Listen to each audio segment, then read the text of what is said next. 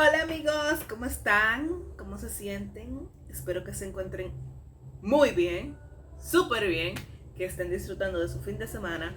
Hace mucho calor, estamos ya en verano y lo pueden notar en que ya estoy toda sudada y es de noche. Así que, continuando con la serie de los taínos, vamos a comenzar con lo que es la sociedad taína.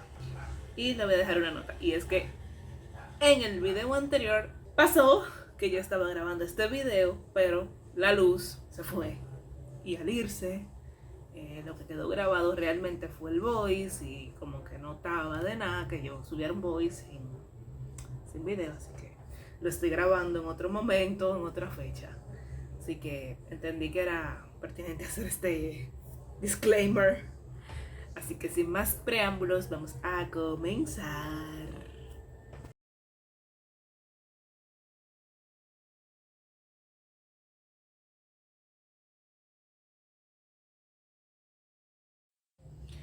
Muy bien chicos, entonces como les contaba, vamos a hablar sobre la serie de los taínos y vamos a comenzar hablando un poco de lo que es la sociedad taína.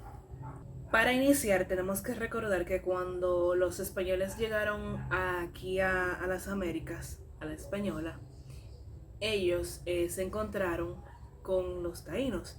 Recordemos que eso fue el 12 de octubre de 1492 y la isla estaba habitada por los taínos. Los taínos, antes de la llegada de los españoles, estaban divididos en dos grupos, que eran, uno de ellos era proveniente de la Amazonas, que eran los caribes y los taínos. El nombre de los taínos les fue dado por los españoles, lo que significa bueno o noble, en arahuaco. Hay dos tipos de taínos, están los taínos clásicos, que son los que están aquí en la isla de la Española, lo que habitaban la isla de la Española, una parte de Cuba, o sea, la parte oriental de Cuba, y en otras islas como las islas turcas y caicos y Puerto Rico. Y estaban los taínos y bonayes, que esto eran una parte de la Cuba central y parte de Jamaica. Como ya les había comentado, los taínos venían de los arahuacos y este era como el grupo más numeroso y estos poseían una cultura un poco más elaborada. Ellos se asentaron a partir del siglo VIII en las Antillas Mayores, concentrándose principalmente aquí en la Española, en Boriken, que es Puerto Rico, y en menor medida en el este de Cuba. Los caribes, que era la otra parte de los taínos, estos estaban en las Antillas Menores. Los taínos tenían diferentes clases sociales y comenzando por el primero, el principal, los principales eran los caciques, luego estaban los nitaínos, los beyques y los naborías. Los nitaínos, hablando un poquito así, esto era lo que constituían el grupo. Los primeros, o sea, los nitaínos, esto eran los subalternos de los caciques, o sea, esto era lo que le hacían como las tareas y demás a los caciques, pero ellos no llegaban a alcanzar la nobleza ni nada de eso. Luego están los beyques, que los beyques eran como quien dice la parte religiosa, eran como los hechiceros y quienes tenían cierto privilegio con los caciques por el trabajo que desarrollaban. Y luego están los naborías, que esta era la clase social como más baja, o sea como la más bajita. Esta era lo que hacían los trabajos forzados y demás. Hay que tener algo muy en cuenta y es que los taínos eran muy religiosos y las decisiones que ellos tomaban, o sea, las decisiones que tomaban los caciques que afectaban a la comunidad, ellos lo tenían que tomar con cosas religiosas. Luego vamos a ver de qué se trata esto. Y ellos, el cacique se limitaba a comunicar su voluntad a lo que eran a sus dioses. Y en este caso aquí la propiedad de la tierra era comunal, o sea, es decir, que le pertenecía a la colectividad aldeana. De las cosas más importantes que hacían los taínos para mantenerse, una de ellas era la caza, la pesca y la recolección como agrícola.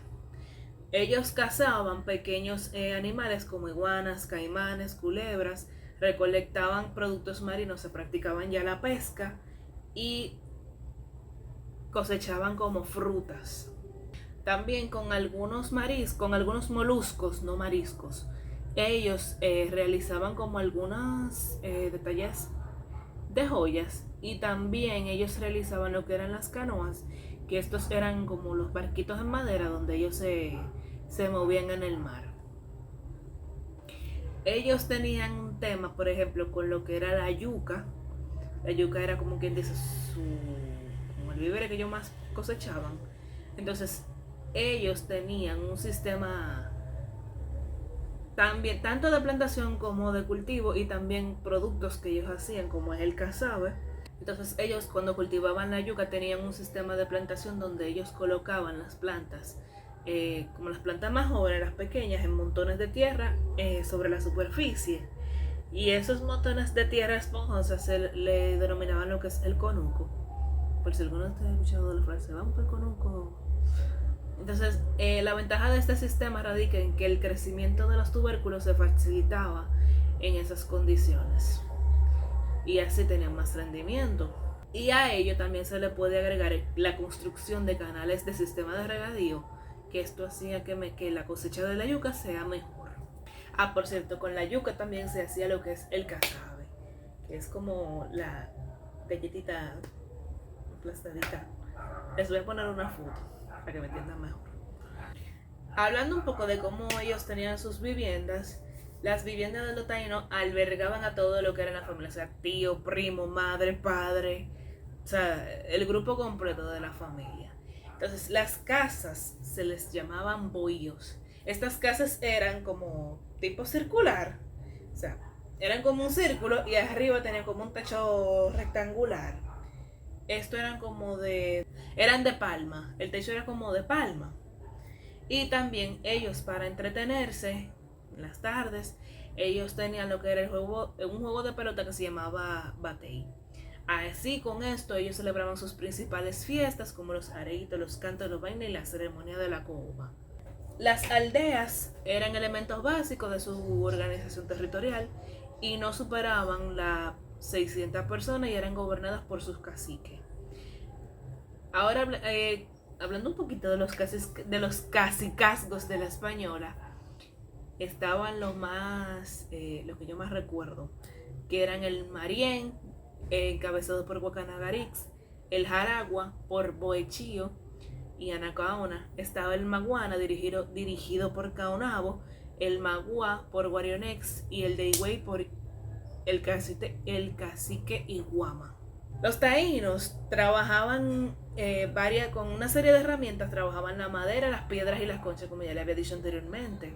Algunos les servían de labores agrícolas, otros de caza y otros de pesca. También ellos eran ceramistas,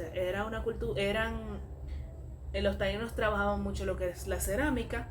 Ellos hacían pilares, columnas y algunas plazas que revelan lo que es lo que ellos manejaban. Eso es como un poco por la parte artística que ellos manejaban estos. Otra cosa, ellos hacían lo que es la hamaca, que es como, les voy a insertar una foto, pero la hamaca es que tú la amarras en los árboles y te puedes recostar en ella. Cuando los españoles llegaron aquí, se encontraron con lo siguiente, con el vestuario de los taínos, y es que los taínos usaban taparrabos.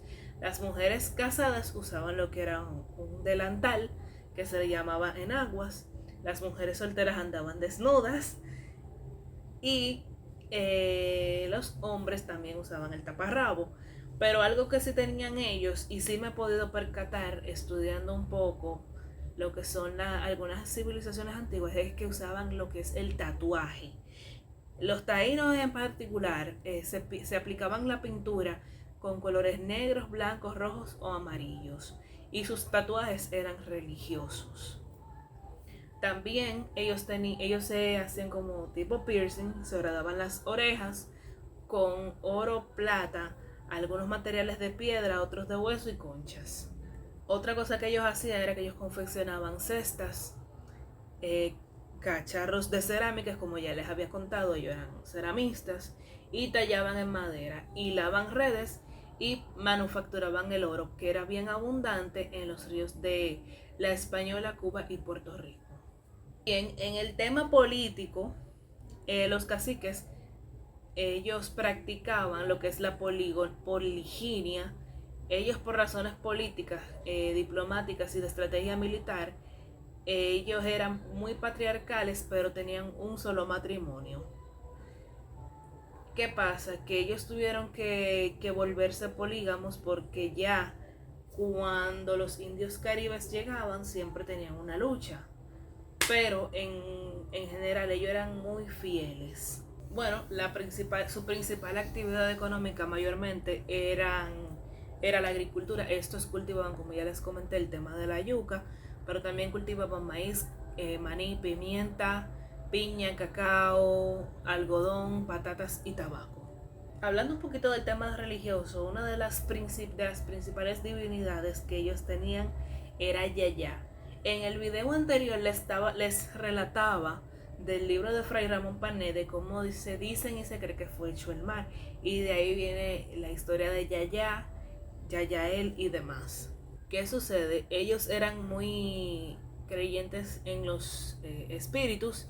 ¿Qué pasa? Que los brujos o los beíques, ellos se comunicaban con espíritus, pero ellos hacían como un ritual, vamos a decirlo así, en el que ellos como que absorbían un polvo y ese polvo era alucinógeno, y cuando ellos entraban en ese trance, entonces ellos dicen que se comunicaban con sus dioses y a ellos le pedían todo tipo de recomendaciones y demás.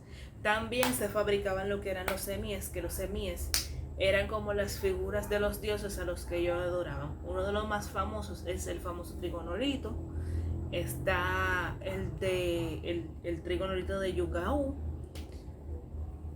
y demás. Hay algunas palabras que hoy en día utilizamos que son de origen taíno, como es el ají, el areíto, la arepa, la barbacoa, el maíz, la canoa, cacique, boricua, caney, carey, el casabe, lo que es el cayuco, comején, dajao, conuco, la enagua, el fotuto, el guaraguao, que eso lo he escuchado mucho, la guasábara, que creo que es una planta, está el güiro, el huracán, la maca, la iguana, la jagua, el jíbaro, la macana, la misma palabra taíno, zunzún, piragua y demás.